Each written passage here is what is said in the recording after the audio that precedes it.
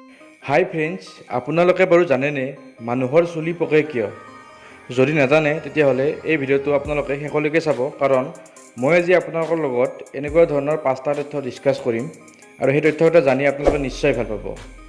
গতিকে বলক ফ্ৰেণ্ডছ, ভিডিঅ'টো আমি আৰম্ভ কৰোঁ। 1 নম্বৰত আছে মানুহৰ চুলি পকে কিয়? চুলিৰ গুৰিত এবিধ ৰঞ্জক পদাৰ্থ থাকে। নানা কাৰণত এই ৰঞ্জক পদাৰ্থ শুকাই যায়, সেয়েহে মানুহৰ চুলি পকে। 2 নম্বৰ, নখ বা চুলি কাটিলে দুখ পোৱা নাযায় কিয়? নখ বা চুলিত স্নায়ু নথকাৰ কাৰণে নখ বা চুলি কাটিলে দুখ পোৱা নাযায়।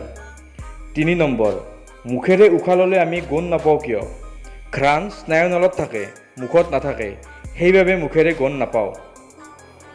4 নম্বৰ, বহুত সময় একেৰাহে চাই থাকিলে চকুৰে পানী বৈ আহে কিয়?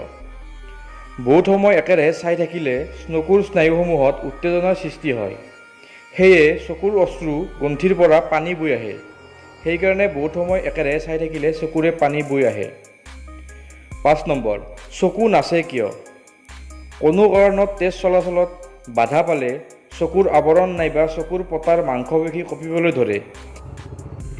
এই স্পন্দনকে আমি চকু নচা বুলি কওঁ।